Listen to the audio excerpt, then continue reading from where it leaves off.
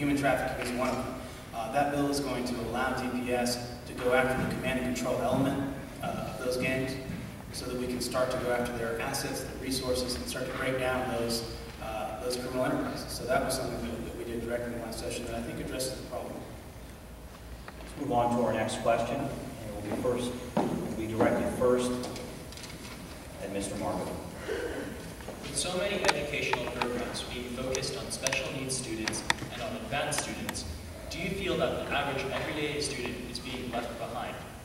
What programs would you propose and or support that would focus on the needs of average everyday students? I consider myself average and everyday.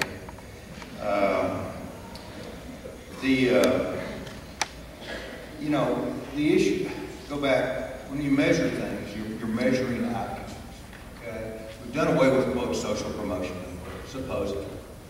We're changing from the tax test to what they call the STAR test, which is the State of Texas Assessment of Academic Readiness, STAR, which is an end-of-course test.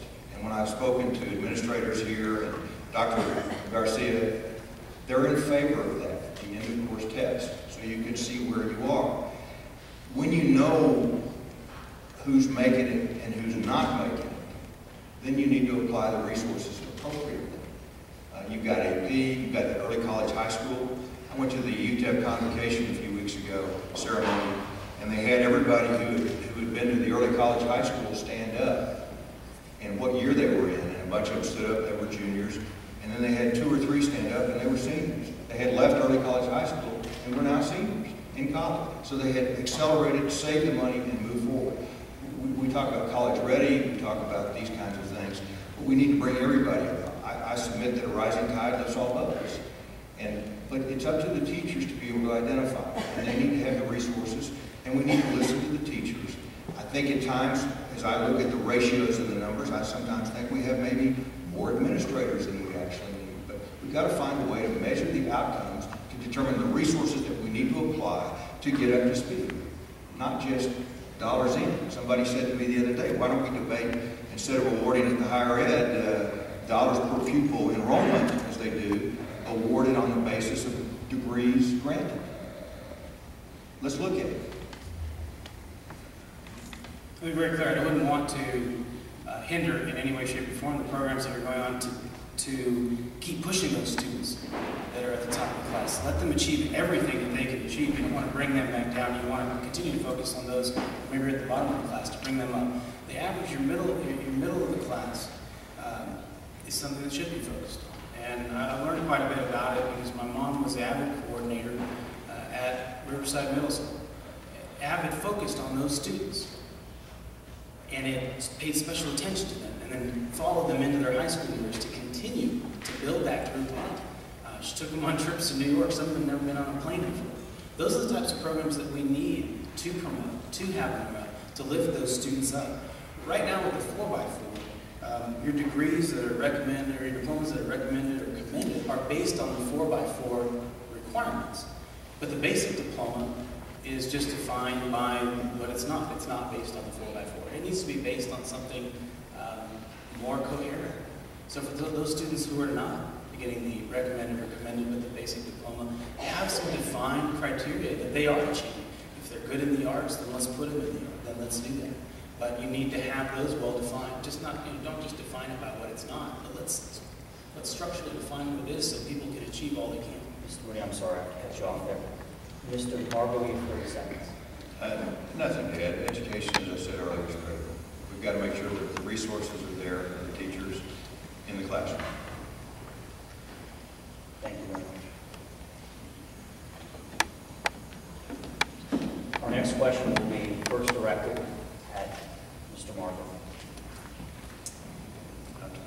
I apologize. I looked at you and I said, Representative Moody, you will go first with this question. I apologize. How much of your campaign money comes from political action committees, PACs? And which PAC has contributed the most money to each of your campaigns? And how much has this particular PAC contributed? How will this affect your decision-making policies? I have to look at the exact numbers that I know. I can tell you that there are a lot of PACs that have contributed campaign. PACs that represent teachers, firefighters, law enforcement. The largest ones will probably be the Texas Trial Lawyers Association and the Texans for Insurance Reform. The other two would be the House Democratic Campaign Committee and the Democratic Party of Texas. How does that impact my policy making or my decisions? It doesn't. I was born and raised here in El Paso. I've worked hard to understand what the needs of our community are. I was proud to take those lessons that I've learned here to Austin and represent my community fully to make the votes that are important to our community. So no, I vote as an El Pasoan first and foremost and always. Let me take it back to 2008, just to kind of give it in context, because we're still doing our filings, and I'll talk about what we have. I do have a printout of the latest Texas Ethics Commission report on my funds and Joe's. In 2008, I raised $582,000 for our campaign. Joe raised $629,000. 78% of Joe's money came from out of town. 76% of my money came from El Paso. I think that's a bit of an indicator. Most of my funds thus far, the largest giver was the Associated Republicans of Texas. They are, and then I have key, that's it on that. That's really the only large one, and that was a six-figure donation. The rest of my funds come from local prominent El Pasoans, from Paul Foster to Woody Hunt to Bill Appleton, and that's pretty much it. I have to look at those numbers again for 2008. Pretty sure that Mr. Martin both outraised and outspent me in that campaign, but I'd be happy to look at those numbers with you. That's off the TDC report. Well, I'll get you the numbers. Mr. Martin didn't mention the amount that came from the Associated Republicans of Texas. That was a $100,000 check. So no modest amount. And for someone who wrote me a letter at the end of last campaign that said, El Paso first, Texas second, party last, it sure seemed that $100,000 check put his campaign account first.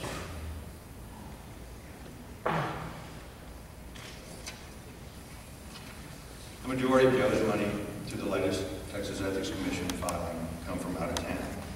They come from trial lawyers, PACs, who have certain goals and objectives. Texans for Insurance Reform, their primary goal is to overturn medical malpractice tort reform that we enacted in Texas in 2003. It doesn't have anything to do with homeowners or automobile or anything else. Their sole goal, they're run by the plaintiff's bar, and their sole goal is to overturn that malpractice reform. So I think it's a difference. Associated Republicans of Texas are supporting Republicans throughout. Mr. Martin, thank you very much. Just want to check with our organizers. We're going to take one more question. Anyone? One more. Okay, we'll take. Want to make this the final question? Is that a yes? Yes. Okay, we'll make this the final question. Thank you very much. And this one we directed at Representative Mr. Margo will go first. Got ahead of myself there. I'm sure you appreciate that, Mr. Margo. Thank you very much. Thanks, Rick. Final question, yes. Thanks, Rick. What ideas or proposals would you make as a Texas lawmaker to make a higher education more affordable and available to Texans? You know, we deregulated tuition in 2003. I hope it's come through tonight that I'm very much an advocate for education, both at the secondary level and at the higher ed level. In my firm, we provide books, tuition and books for every employee who attends UTEP, 100%. I've got some that graduated this year, one MBA, one's in there now, and some others, but we've been doing that for years. Haven't done it. We also provide 50% of books and tuition and books for their dependents. We think it's absolutely critical. Going back to when we deregulated tuition in 2003, the idea was to shift the cost burden away from the decisions away from the legislature, put them on the universities and on the ultimate consumer, the students who were attending those various universities. And on paper, that idea looked great. The problem was there were no controls it really wasn't a free market system, and there were no controls on the administrative side. So what you had was this creep up on the administrative side, along with the deregulation, so they kept raising tuition and the administrative costs. Something's got to change. To me, it's not so much that you go back and re-regulate tuition and put the monkey on the legislature every year. I'm not a believer in that. I'm a believer in the free enterprise system, push it down to its lowest level and let the consumers decide. However, we need to do something about the administrative side to get some rational process and some competition in there so that those costs aren't creeping up at the levels they're doing. It's exceeding inflation. It's wrong. So we need to relook at what we can do on the administrative side to reduce, to create more competition, price competition, to get that down. The question was about higher education? Yes. Okay. Higher education is the key to the future of the state of Texas. Like I said earlier, this is one of the youngest states in the nation, and our laws should reflect that. When Mr. Margo alludes to what happened in 2003, it was his friends in leadership that made that priority decision that said deregulate college tuition, and over the last 7 years, here at UTEP, tuition has skyrocketed, nearly doubled, or actually more than doubled in that time frame, making it harder for students here in El Paso and across the state of Texas to go to college, to seek out that degree. That's something that was catastrophic for young people in Texas. And I'll reiterate this. This is why it's important for you to get out and vote, to make your voices heard, because these decisions do impact your everyday life. 30 seconds. Mr. Mark. I'll just reaffirm, there's got to be more price competition to drive it down. And, you know, I think we got to help UTEP become Tier 1. We've got to help UTEP become Tier 1 and make sure that the process is a level playing field. And right now, as I look at House Bill 51, which set the criteria for the 7 universities to compete for those Tier 1 dollars, it's a little slanted to one other university with the 7. And I'd like to see a more level playing field to make sure UTEP has the opportunity to compete. Don't hand it to anybody, but let's make sure it's a level playing field. Thank you, Mr. Margo. Thank you to the students for your questions. We appreciate it. We also want to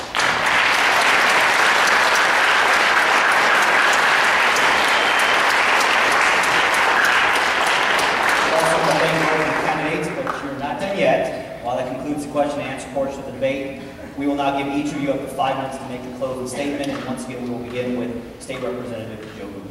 Thank you, and thank you, Dave. Thank you again for having us here. Thank you to Mr. Margo, to the AP government class, again to Mr. Berglund, Principal Morales, and to everyone for coming out tonight. I really appreciate the great questions and the discussion. And now that we've answered the tough questions, I do have some questions for people out there. How many are registered to vote? Okay. Keep your hand up if you've already voted so far. Okay. Now, how many of you are planning to go out and vote in the next 2 weeks? All right. Well, I'm glad to see that so many of you are excited to get out and vote. I think we've made it very clear this is an important election. It's crucial to the future of El Paso. Our state is facing what could be a $25 billion budget deficit, which means that we have some very challenging days ahead of us.